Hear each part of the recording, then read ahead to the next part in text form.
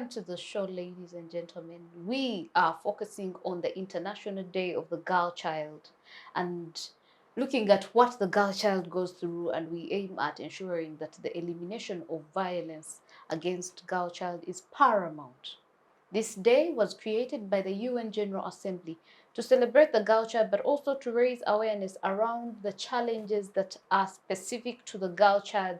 For example, child marriage, menstrual hygiene issues, access to health, access to health services, access to education.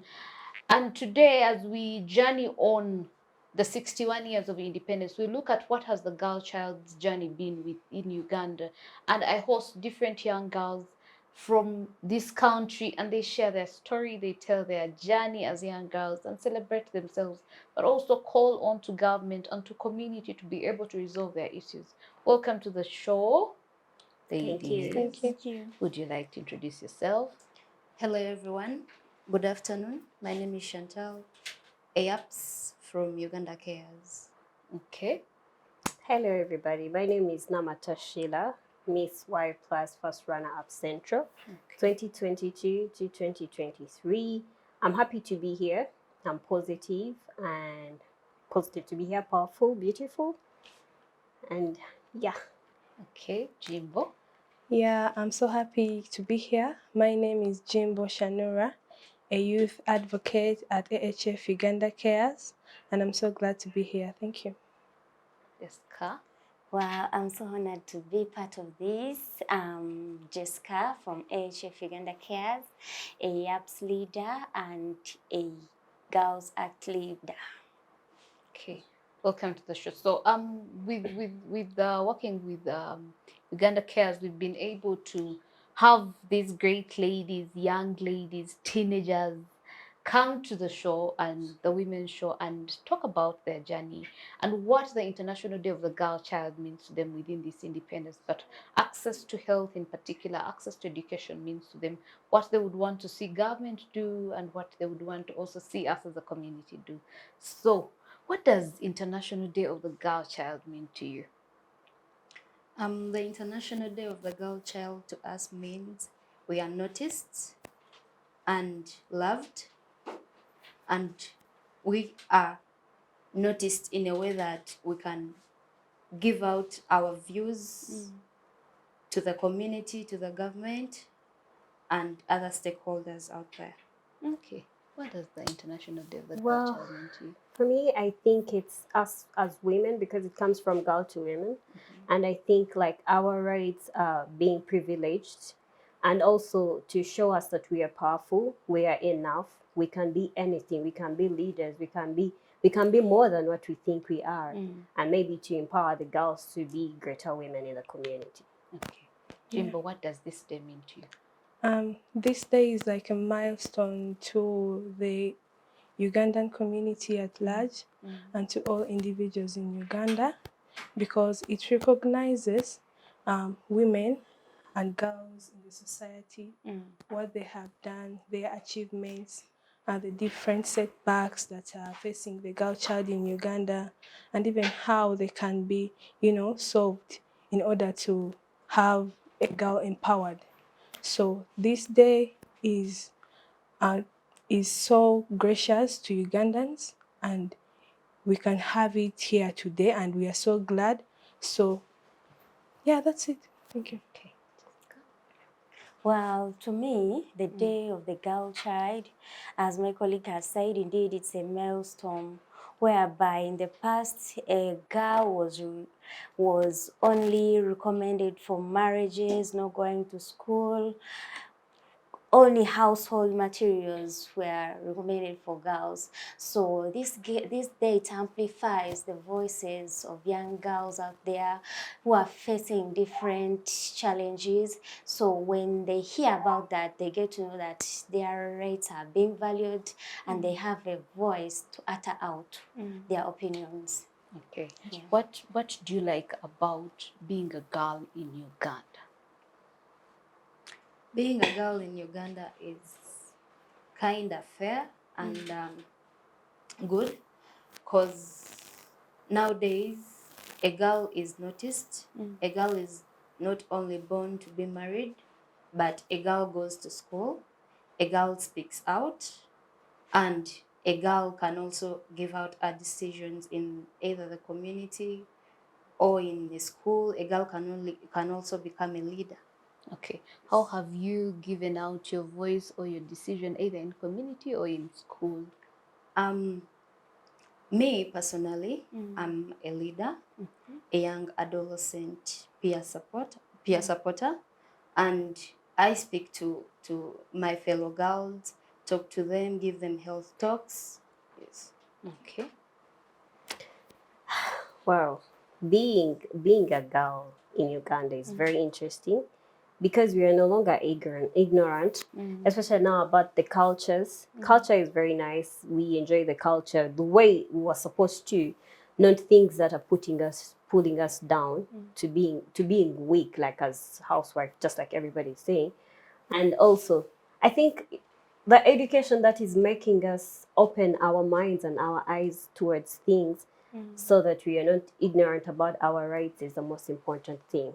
We have the freedom now. Okay. Jimbo.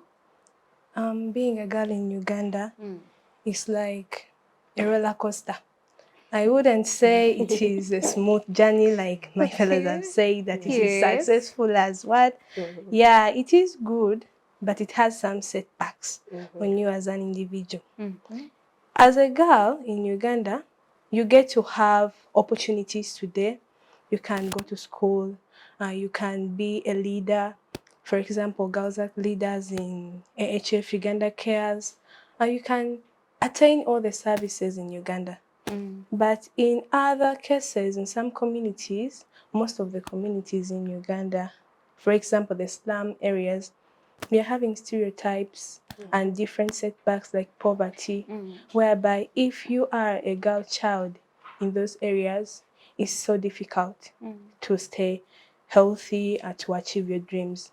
Because, for example, the menstrual health hygiene is low, attaining the sanitary pads in Uganda in some areas is quite low.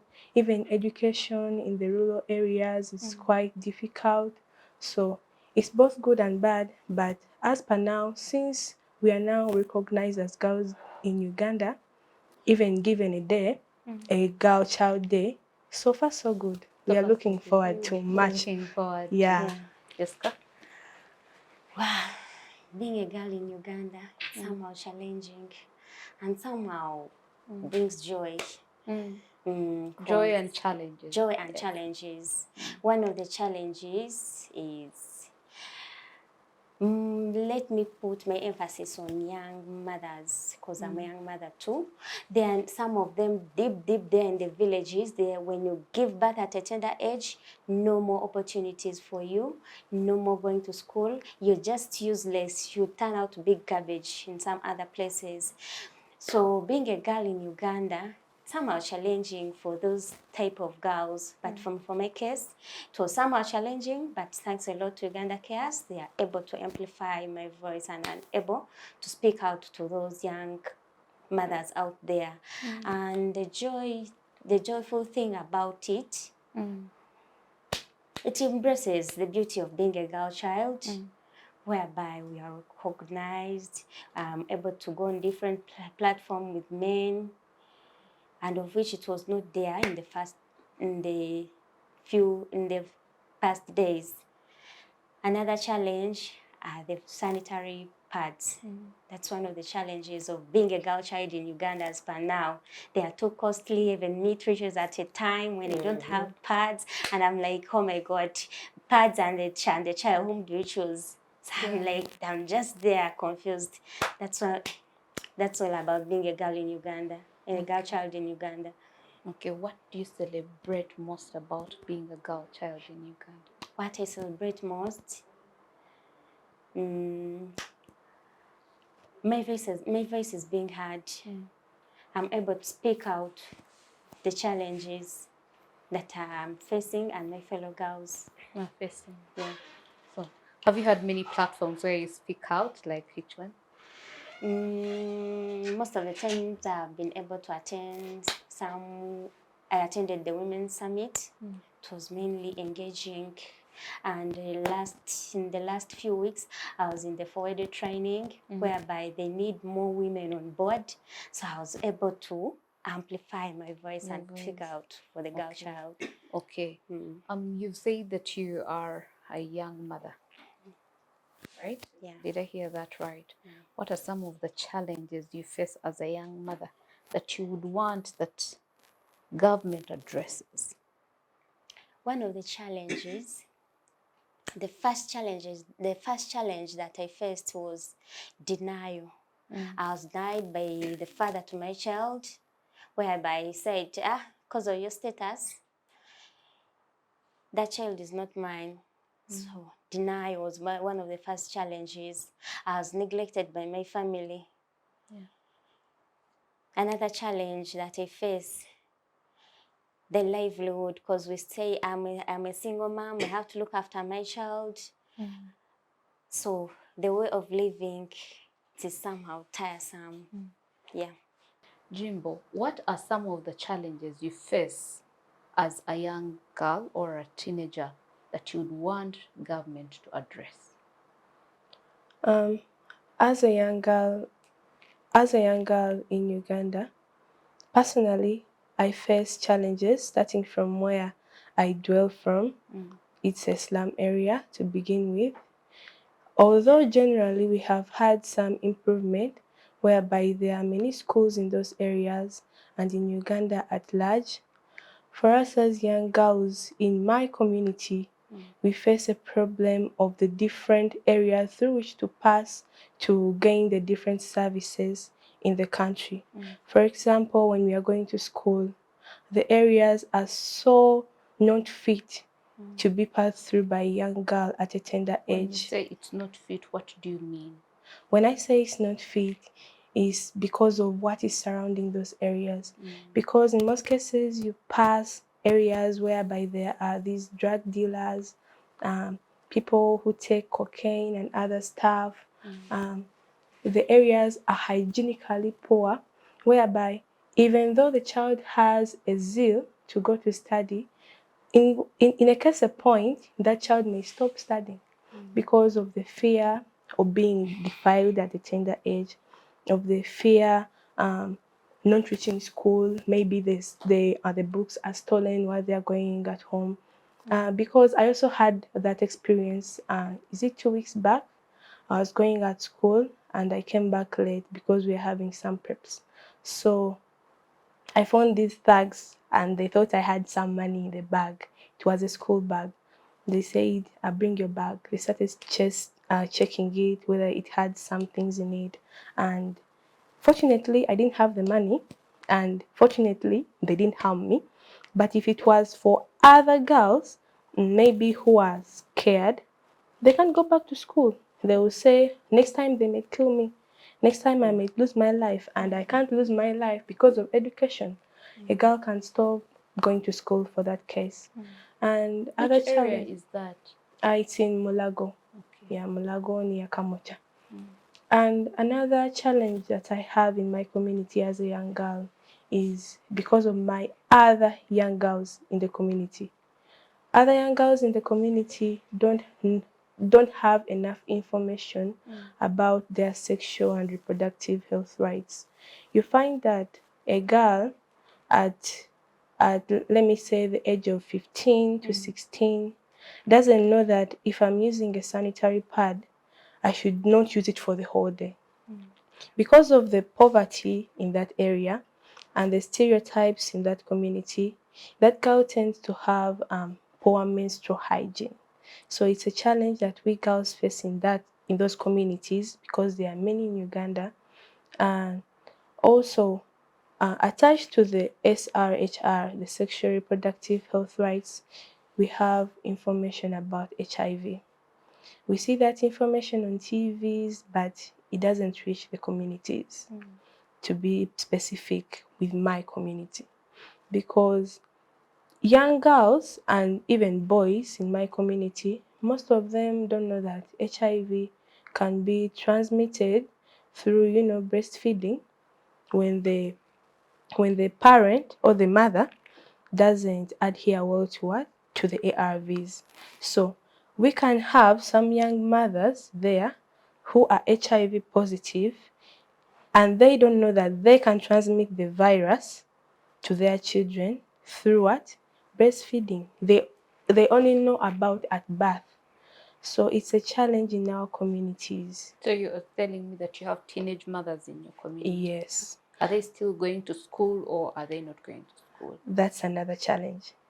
Whoever becomes a teenage mother in my community, I've never seen one going back to school.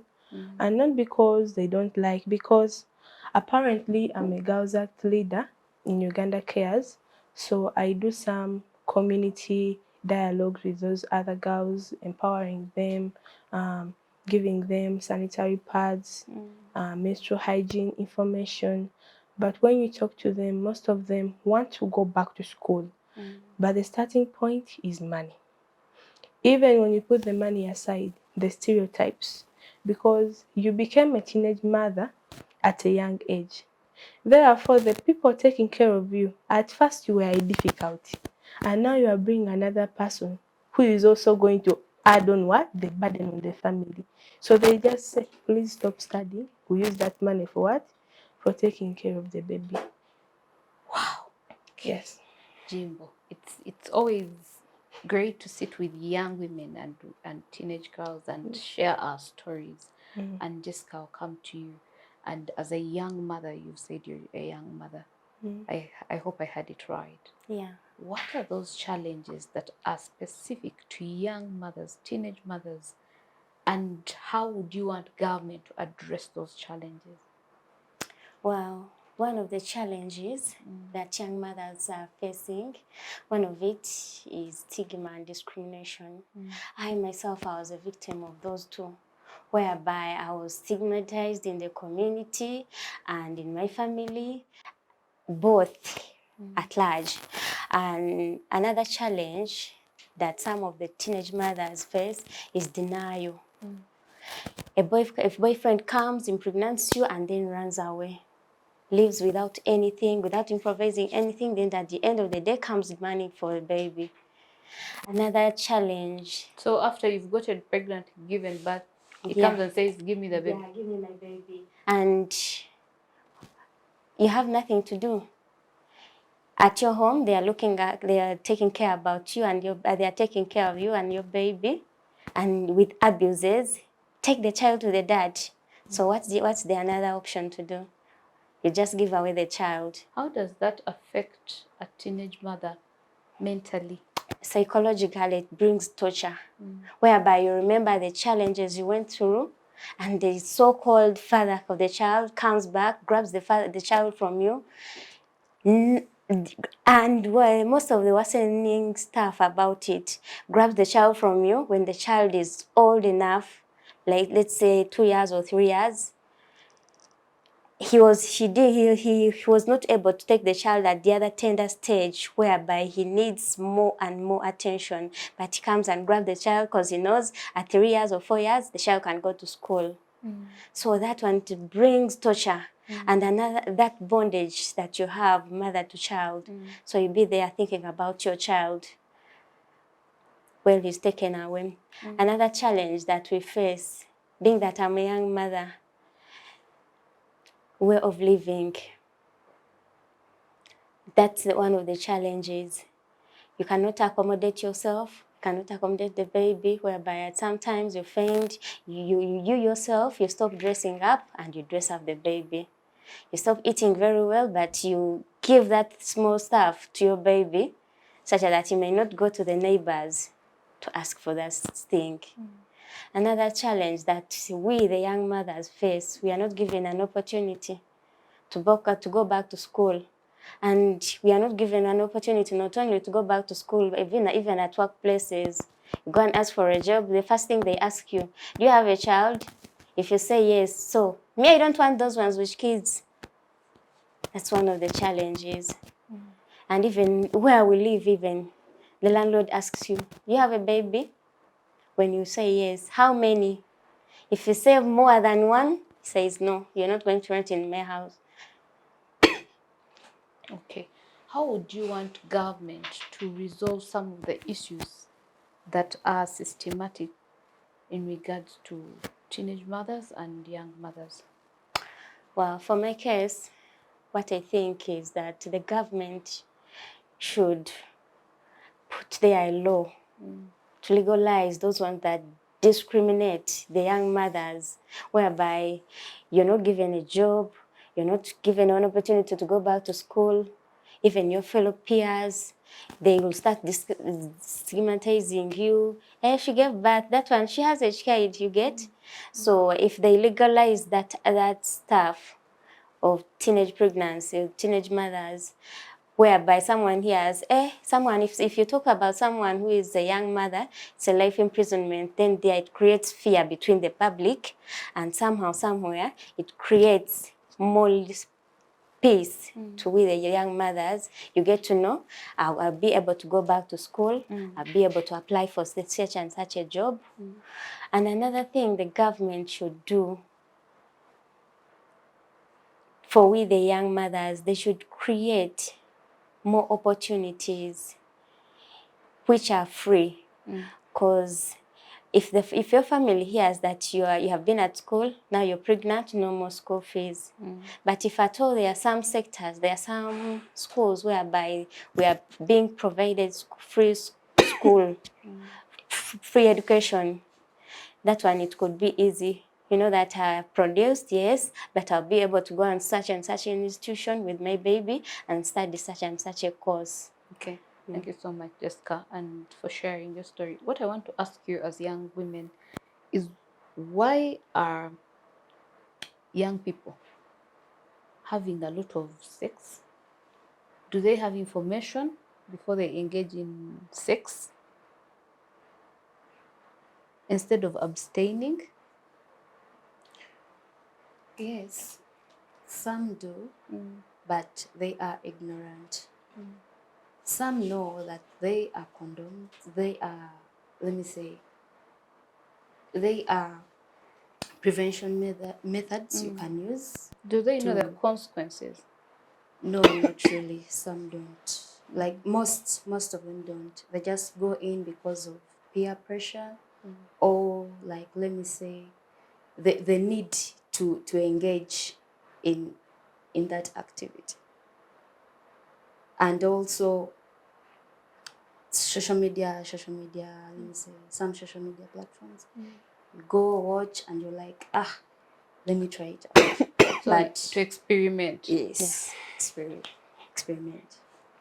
Okay. What could be giving your thoughts as to why young people and teenage girls are engaging in sexual activities? You know, And do they know the consequences? young people know the consequences, but not all of them. And this is our job to pass on the message. Even though we put the message there, it's just the stage. You know, when it comes to maybe the teenage age, you want to try out everything. At least you fail, and then you learn from what you failed about.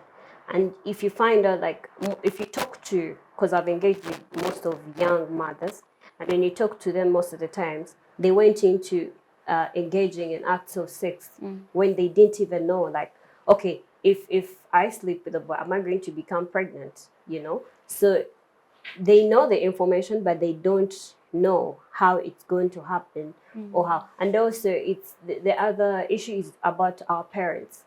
Every time we try to talk to people of our age about these things, parents think we are promoting sex. And parents are shying away from talking to their kids, yet it begins from home. So parents should also be open with us and tell us, like, if you do this, this is what is going to happen. If you have sex, it's not a matter of you telling me that if you hang out with a boy, you're going to get pregnant. No. Be open to me and tell me what the problem is. If you look at the highest numbers of HIV, in most of the years, it's always with the girls. But one of the challenges are poverty. The employment in Uganda is not really favoring, especially like to the girls. For instance, you can find a girl of my age, you want to look good, this is not only about the adolescent girls. They're going to fall, culprit of the character of young mother or at campus.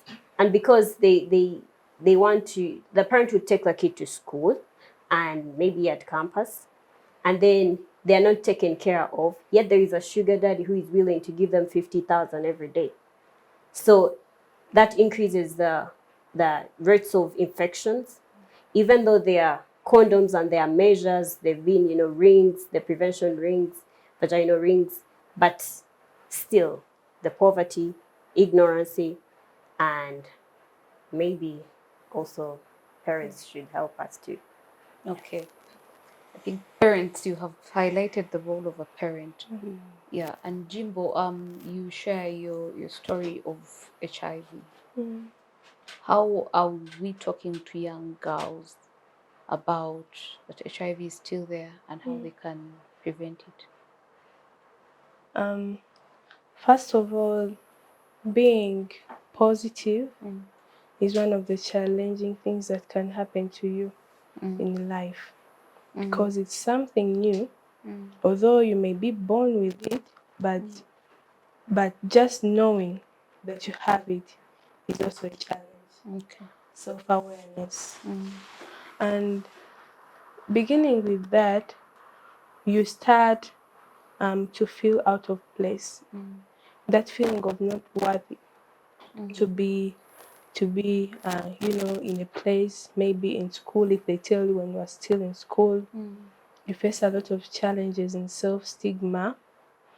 But as young people in Uganda, we can have information about HIV, but it's still at a low scale. Because when you find a young person who is HIV positive in the community, the starting pace is that they won't adhere to their ARVs. That is the beginning thing. Therefore, their viral loads will increase. That person is more susceptible to having AIDS and also transmitting the virus. But the beginning part, it starts with the awareness, as I said before. If we are able to make the HIV prevention methods aware, like available, and even their ways of use are made aware to the public, people can be using them. And then we can also close the tap to the new infections. If the government can support these people coming out and, talking about their statuses to the country, because once you speak your status, you are building the confidence of another person. Because the starting part, when they tell you that you think it's me, why me? Why me among all the people? But when you get to know other people that I'm not alone, you start, having self-confidence that maybe it's like this, I can move on, I can study, you start having that self-esteem within you. The stigma reduces. And when you eradicate and demystify that self-stigma, you can also demystify the discrimination. Because we are advocating for a free HIV discrimination in the society, but that can't be 100%, because we shall have that one person saying that girl is positive, that boy is positive. But once this person has confidence in themselves that yes, I am this, I must take my ARVs, I have this goal in life. Let's say you are studying, I must become a doctor. Even though a person comes and tells you that, hey, you are this and this, you still have confidence in yourself. And if you have confidence in yourself, of course you take the ARVs, and then the type of new infections in the country will be reduced. So what the government should do is supporting these people coming out, and amplifying the voices of those people that disclose their statuses in order to build confidence of the many Ugandans in the society. Also supporting the provision of the different HIV prevention methods in the community, such that even if a person is at the lowest status in the economy, can be able to attain a free condom, can be able to attain a vaginal ring, can be able to attain the PrEP, and the PEP and other prevention methods in the community. In school, are you discriminated against? Actually, in school, I was in F3. In F3, I faced some discrimination and even reached to a point of having suicidal thoughts. 3 of them are 3 suicidal attempts. You know, like the first one was when a student got that tablet in my bag. It was a day school, but then when I was taking at home, I forgot a tablet. But I didn't tell my mom. Even the counselor at Uganda Cares, they just saw me down, but they didn't know what the problem was. So I just decided to take a coin. I took it, but I didn't die. I just wondered now why even died. These films are just lying us always. They say that you take the what? The coin and you die, and then I'm not dying. Which Now what's the coin was problem? it? A 500 It was shillings? those Or days in what? the 100? 50. Actually, this suicidal attempt started at a young age.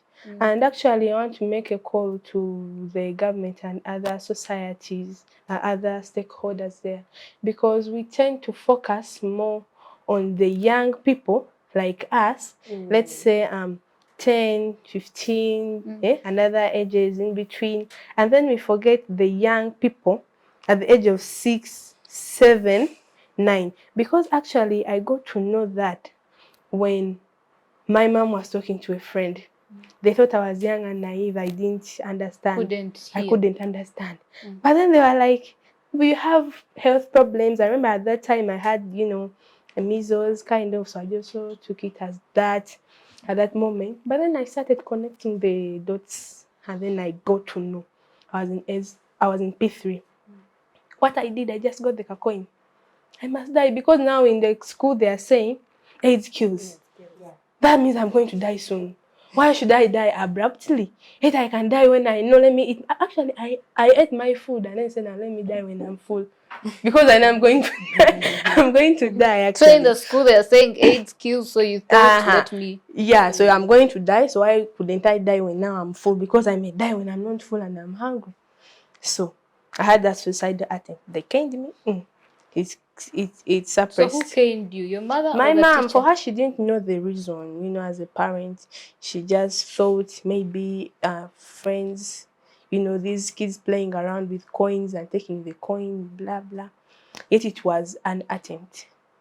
And then in senior 3, that's the one I was talking to you about. And that discrimination hit me hard. Were you bullied? Actually, the friend was talking to other friends. About you. Even if they don't bully you, you know that now if one person has known, that means now the whole school is knowing. Now you're working with a tag that what? I'm HIV positive. For you have it in mind that everyone seeing me is saying, knows that I have it. So I wanted to kill myself actually in school, because I said I can't take it anymore. These tablets and other stuff, I can't take it anymore. I think I don't even deserve to be here. So also that I had some mental health issues regarding that, because I reached to a point whereby I didn't want to go to school. Although I was bright, but I said I'm not worth it. Due to some counseling, I was able to, come back to my senses, accept it, and then know what I want. But it hits hard. That's why awareness needs to be done at all levels. Even to a young child, to know that even though a friend has, you are all the same. These teenagers, the same thing. Adults, the same thing. Such that we don't lose lives just like that in the community. And another challenge actually I have in school is that most information stops in the community. When you look at all these strategies being put in place, the community dialogues, we have students that go to boarding schools, and then they come back for just 1 week. They are those serious schools, They come back for just 1 week and then they go back to school. Organizations are doing community dialogues, and like Uganda Cares, they have community dialogues. the radios. They go to radios and then speak about HIV. The government is putting up some strategies, but in schools it's less because we had PSA in most of the schools, but it has been degenerated in most cases. So a child being in school, not knowing how to prevent themselves from getting HIV, not knowing that stigmatizing other friends who are positive is a bad thing, not knowing that mental health is core to a person's health despite their statuses, and even other SRHR. So I think the government under the Ministry of Health and Sports should embark on more strategies on how to make this information aware to the public, especially the young children. Because when you look at the statistics of the HIV virus in the community in Uganda, you find that young people have the highest percentage, closer to that of women, but the highest is what? The young people. That means that more has to be done in that aspect. All right. And to just as a society, what can we do to reduce the stigma and create a supportive environment for teenage mothers who are living with HIV?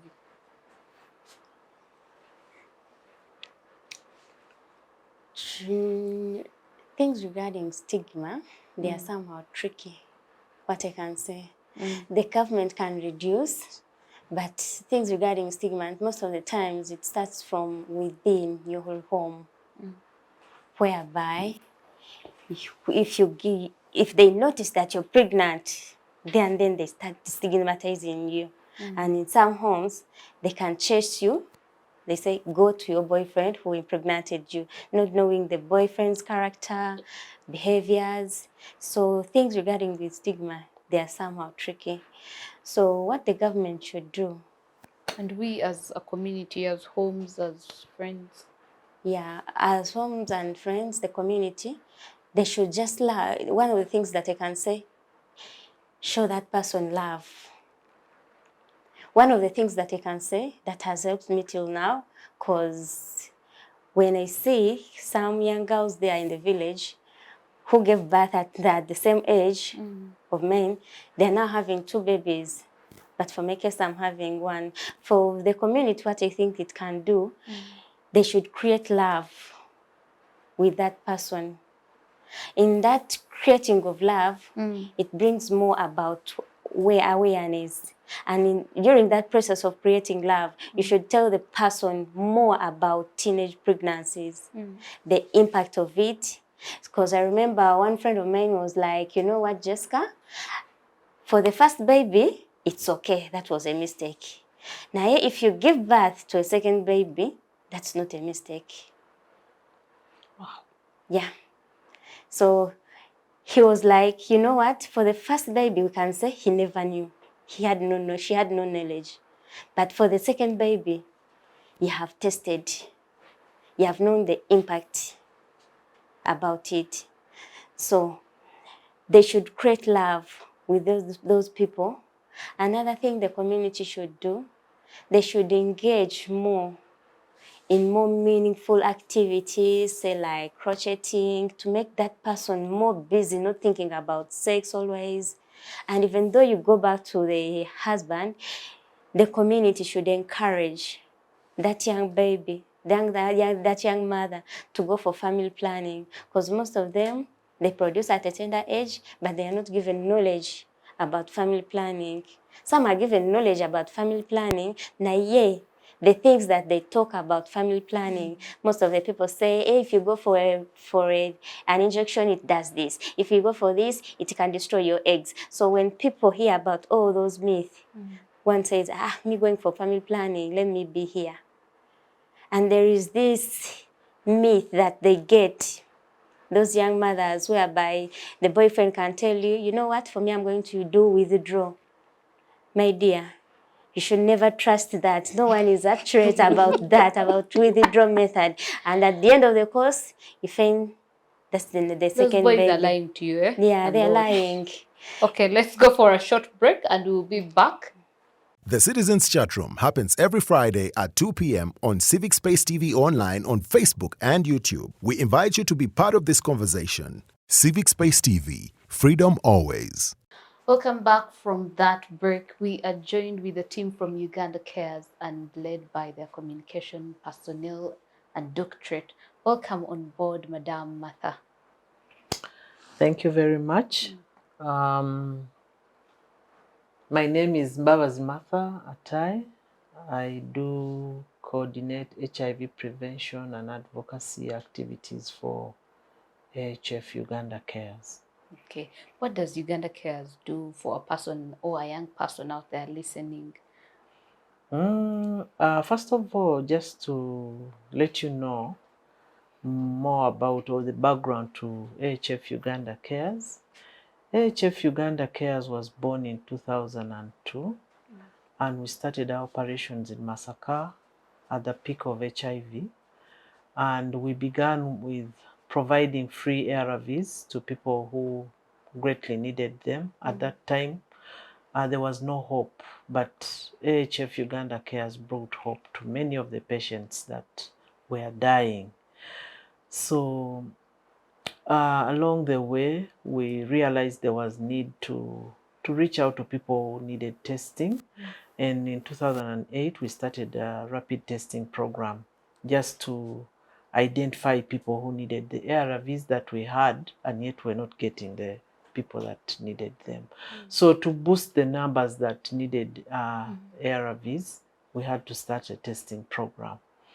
So we started in Masaka, and across the years, we've gone far and wide. We are now in 23 districts, and we are supporting 64 health facilities. So Uganda Cares is a result of a collaboration between AIDS Healthcare Foundation, which is a large HIV and AIDS organization in the US, and the Ministry of Health of Uganda. And so that collaboration gave birth to Uganda Cares. So Uganda Cares is AHF in Uganda Cares. And it therefore means that we work within the existing facilities of the Ministry of Health. But we also have standalone facilities, and one is at the Secretariat on Chira Road. There is one that was basically targeting the market vendors in St. Valley Kudembe, and it's called St. Valley Kudembe Market Clinic. And then we also manage the clinic in Naguru, and then we have one in Lukaya, which is also just a standalone. It's an AHF facility, taking care of the high HIV prevalence numbers in Lukaya. The rest are really government facilities which we come in to complement government efforts. So in 2018, as a program, realizing the high incidence rates of HIV amongst the young women and adolescent girls, we came up with a program. Initially, we called it Girls Chisoboka, and it was intended to reach out to girls and understand their issues and be able to respond to them. In 2001, we now qualified that program to a Girls Act program. A Girls Act program basically targets young women between the ages 10 to 24. And it is mainly looking at empowering them with information about HIV prevention, and also about other conditions, STIs, cervical cancer screening, and Girls Act program brings in both girls that are HIV positive, but also those who have tested and HIV negative, because we believe both strata need each other as they live their lives alongside each other, and mainly to spread the gospel of HIV prevention in their communities. So we identified girls with leadership potential and coming from their different communities, and the intention being to enable them reach out to many more girls through that, what we call a chapter. And so we train them in leadership, and they are able to speak to their peers about HIV, how it is transmitted, how someone can avoid being infected with HIV. And for those who are HIV positive, they do encourage them to seek care early, and of course sharing with them the benefits. Some of them are able to share their own testimonies as girls who have been who are infected but are coping with life even with HIV, and really to assure them that it's not a death sentence. You can still achieve your dreams even with HIV, but squarely to ensure that they contribute to ending new HIV infections, especially that were soaring, especially amongst the young women, because you would find so many. Out of 5, you'd find 3 girls infected, and that was not very good a statistic. And we also use the same grouping to talk to girls about their menstrual health. And we also provide products. The pads, we provide both disposable and reusable pads to vulnerable girls who are not able to afford a pad. And we also know that very many girls miss out a quarter of their time at school because of periods, and because they are not able to afford a pad, or because of stigma, period stigma at school or even within the community. So they would rather stay home until the period is over and they get back to school. And we know that this has affected their performance and also resulted in high school dropout rates amongst the girl child. We also intend to build agency amongst the girls, because out of the capacity building that we do and offer the Girls Act leaders, we already are seeing an agency coming up, because they are able to speak for themselves, speak about issues that affect them, and address them to relevant decision makers or key stakeholders at their different levels, right from community. So this is one thing that AHF definitely prides in. And we are not just focusing on the girl child, but we also think about the boy child.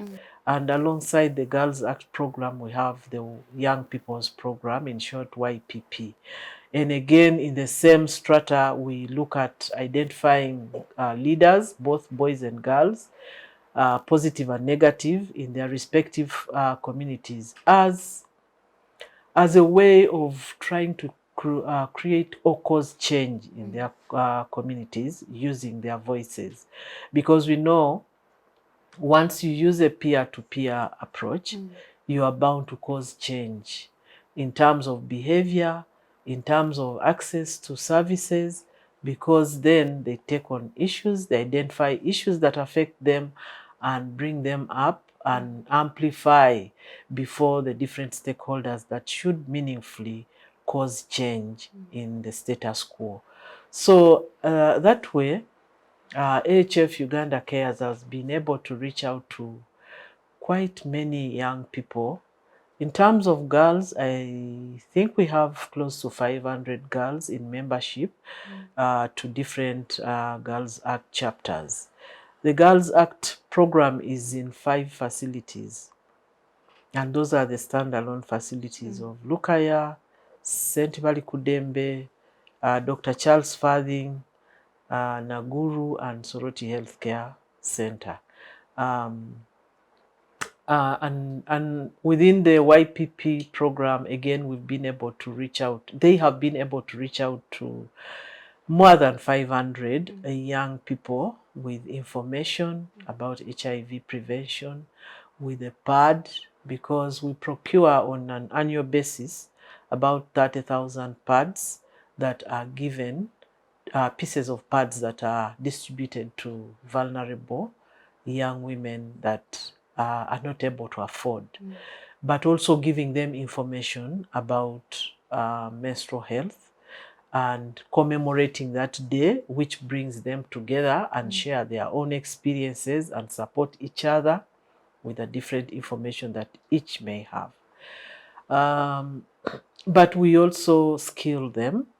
We have a skilling program because we are aware most of the girls are vulnerable because maybe the parents are also impoverished. They are not able to afford a pad, which puts them to a risk of these men who come, luring them with little money, as money that can be able to afford them a pad, but in effect, they end up getting exposed to infections that affect their lives forever. So we try to provide a pad. We also provide panties at times, because at times you may provide a pad and the pad doesn't become of any use because the girl doesn't have a panty.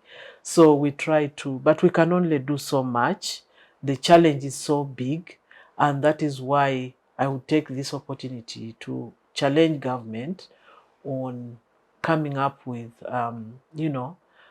ways that girls that are in impoverished conditions are supported with a free pad, but also knowing that government actually made a waiver on taxes on pads. But you and I know that this tax waiver has not been implemented. And we do not know whether the people that are charged with, monitoring such kind of tax waivers actually do so, because we know that the importers, the retailers are charging the prices as at their will, and this leaves the girls for whom the government had actually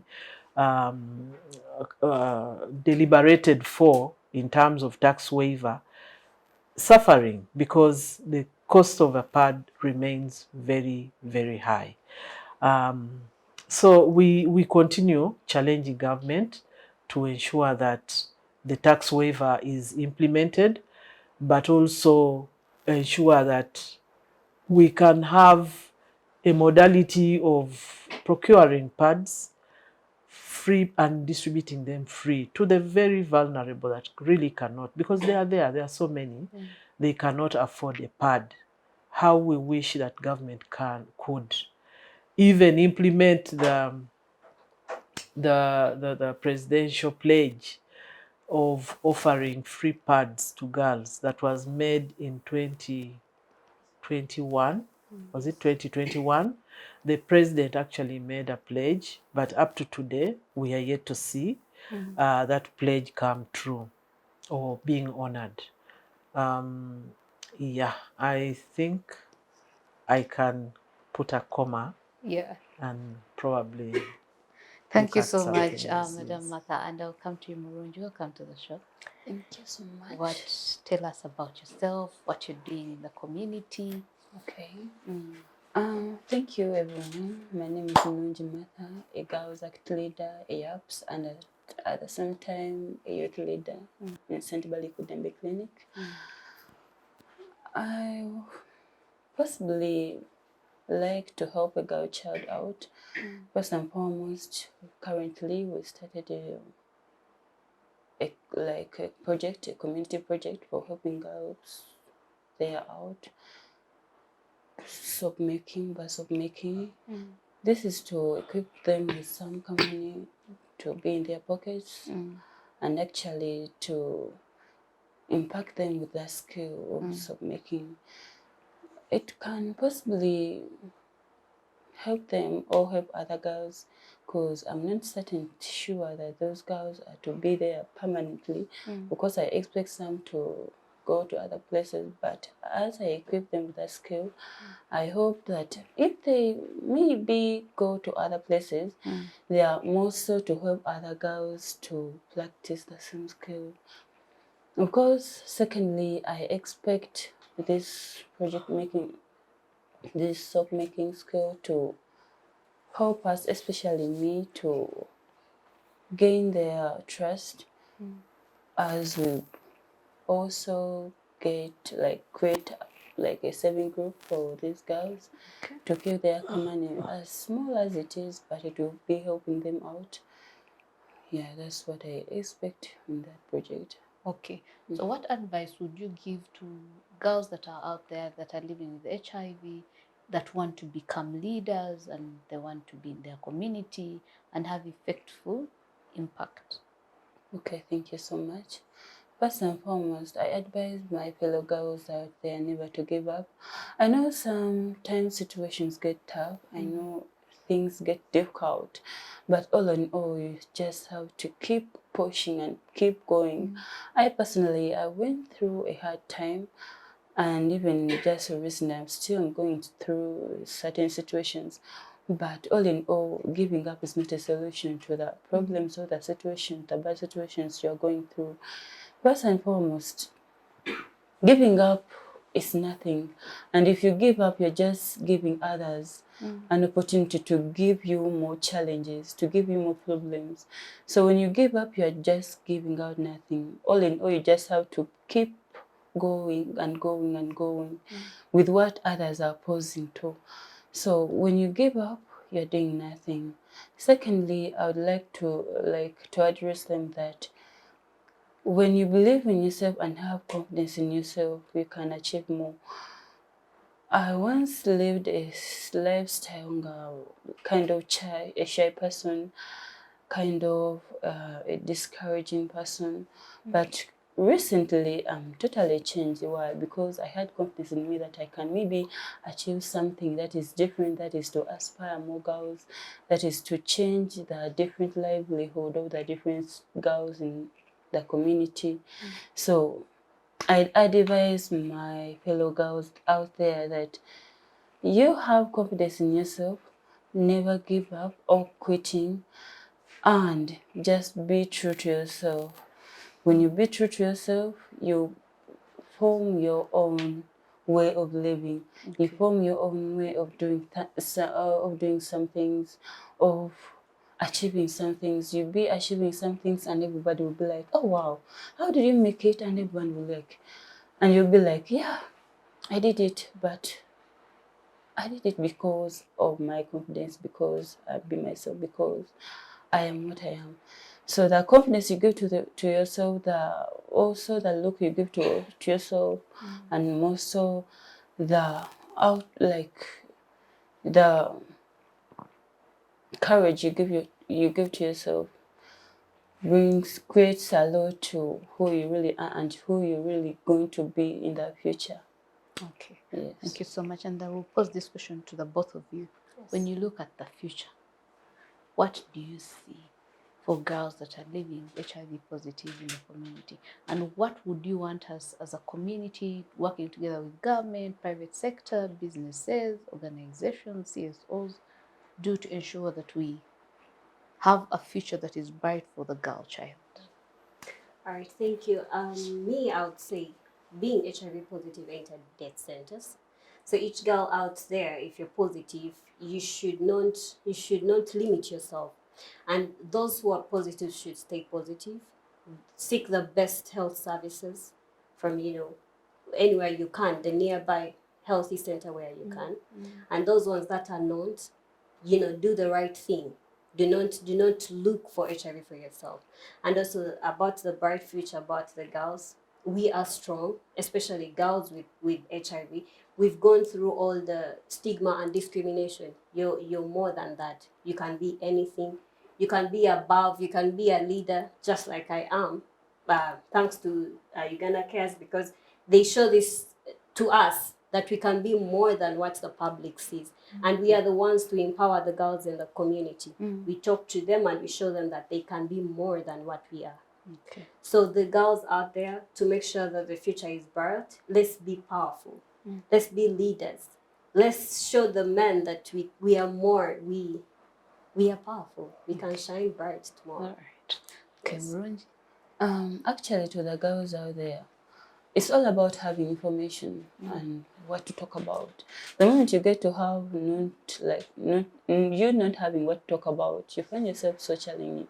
So to make that bright, like the future bright, you get that information and what to talk about. And secondly, you as a girl out there, you have to be like having like maybe some knowledge. Maybe let me bring it in the way that you're kind of educated. We as girls need to be educated. When we let these men be educated more than us, they will get to Octofo guy. They will put so they will rule us, which is no good. It's kind of challenging. So What happens when boys fuga you? It is so bad. Like I hate it. I don't want any man to rule me. No, I shouldn't They bully you, not bullying, but to rule. They rule badly, Yeah. And no work, no doing this, no doing that. It's so bad. Actually, I have one of my friends. She's facing that. She's a young mother, 22, but the man's like, no studying, no working. You just have to be home, do chores. So such life, I hate it. And I wouldn't like any other girl to be facing such a lifestyle. That's why I'm like, no, I shouldn't let a man be like over me. It's not that I should be over a man, because even the Bible emphasizes that man is over a woman, but I shouldn't let him be like ruling me in such a format. So my fellow girls, be there, but have like something you be doing, like add your self-value. Maybe get some like somewhere like you be studying, or you can even achieve some few certificates and make value, like add value to yourself. Okay. So thank you so much. And I'll come back to you, Madam Martha. I know that you're organizing the Girl Champion Awards and they are coming nearby. Could you tell us about the Girl Champion Awards? Thank you. Thank you very much. This year, AHF Uganda Cares has decided to commemorate the International Day of the Girl Child in Style. And we decided that we impress our presence across all the regions that we serve. Last week on Friday, that was 6th, we were in Kalangala, making life meaningful for the young girl in Kalangala. And we commemorated this alongside the celebration of 20 years of universal education. And it was amazing just to watch the girls and listen to them. And one fresh memory that I came back with from Kalangala was the very emotional revelation by some young lady who is actually in an institution, but she did share about how male teachers sexually harass them. And once they do not accept or yield to their advances, then they suffer in terms of not getting the marks that they deserve. They suffer intimidation by teachers. So as a mother, I felt bad, I felt hurt as I listened into this young woman. But I would like to call upon teachers to respect the rights of a girl child, even as they're in school.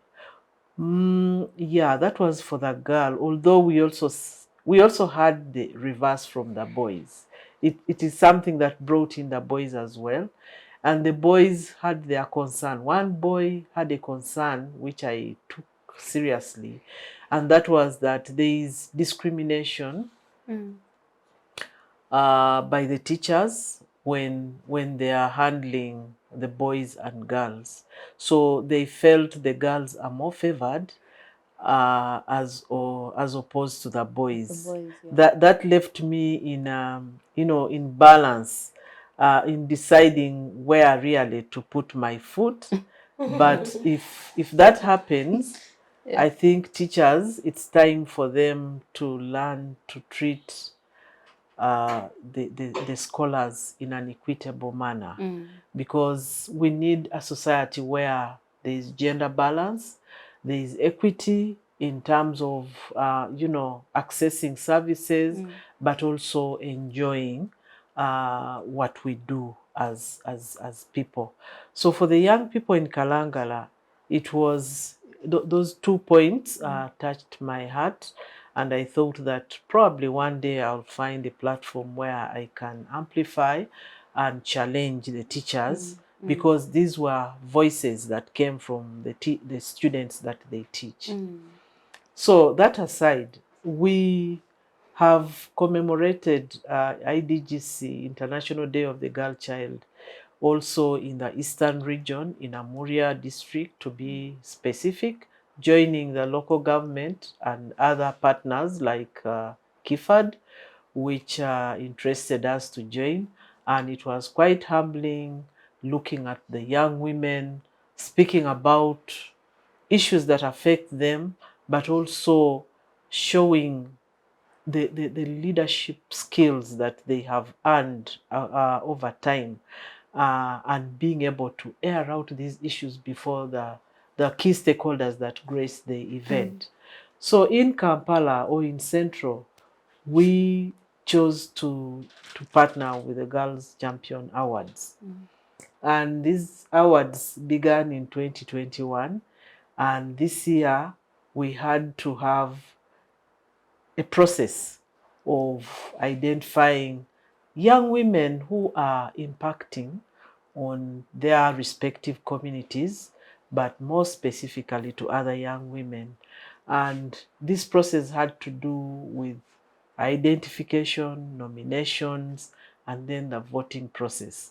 And it started in around August, and it has been very progressive, very interesting, seeing how the whole process was. Young people taking to the digital platforms to ensure that they, uplift their peers and recognize their efforts in ensuring that they impact on the lives of other peers. And so we are crowning it up tomorrow, and the winners are going to be awarded. But all in all, we do not want to say that they are losers. All of them are actually winners, and all of them will be recognized in a special way.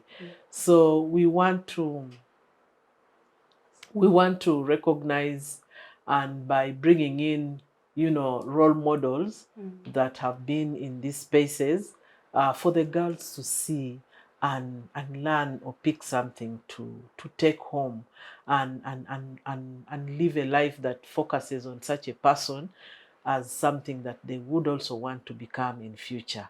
So the awards are really in 4 categories. We have categories of achievers, we have categories of survivors, we have categories of Unique abilities. Unique abilities, exactly, And SRHR. and SRHR category. So, and as AHF, we had 3 contestants, and 2 of them were able to make it to the finals, and we only wait for the outcomes tomorrow to know who are actually going to carry away the day and be awarded. But all in all of them will be recognized. Thank you, Madam Mother. Yeah. So we partnered with Kalike Kasome Foundation in this whole engagement of the Girl Child Awards. Okay.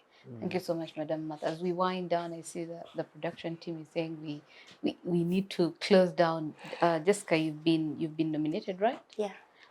What does it feel like to be nominated? And what are you waiting for on the big day? Even right now as I speak, I'm tensed. I don't know. I don't know what's going to come out, but people are like, you're going to make it because of your story. So I don't know. Only God knows. Yeah. So, but what do you believe is different about you from the other, nominated persons that you've done differently to get the award? What I believe, I have tried the little I can to spread out the news about teenage pregnancy and issues related with HIV to my fellow girls. In pregnancies whereby girls go for sanitary pads to have sex, because a boy can bewitch you with his false information. Yeah, they call it bewitching. Can bewitch you with his false information and say, you know what, you come, I'll give you money.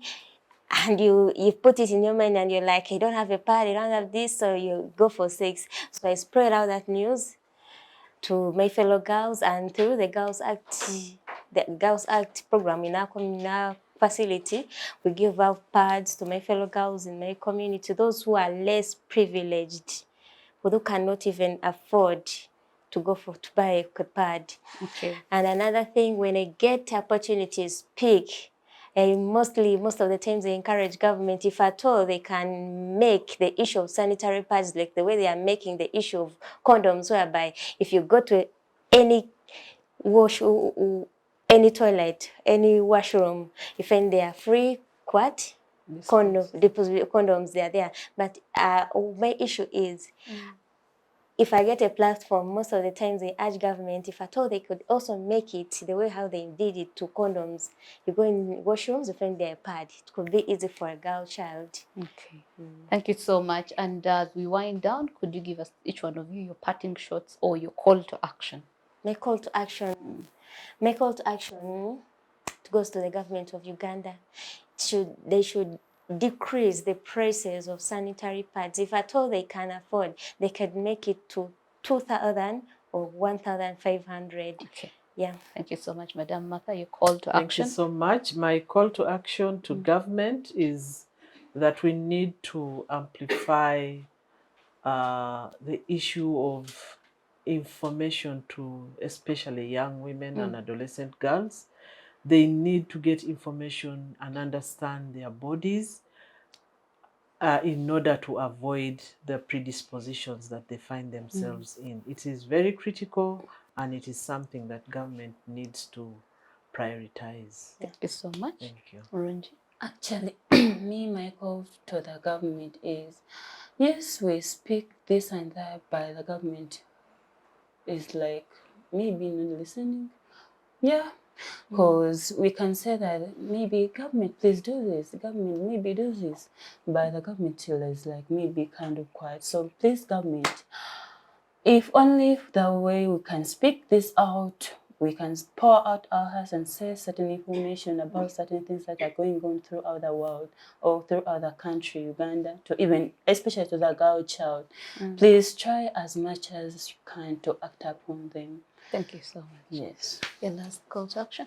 So my call to action, I ask the government to make period products pocket friendly or price friendly to us young girls, so that we don't fall into, culprits of things that give birth to more problems. So please, period products should be made pocket friendly. Thank you. Thank you so much.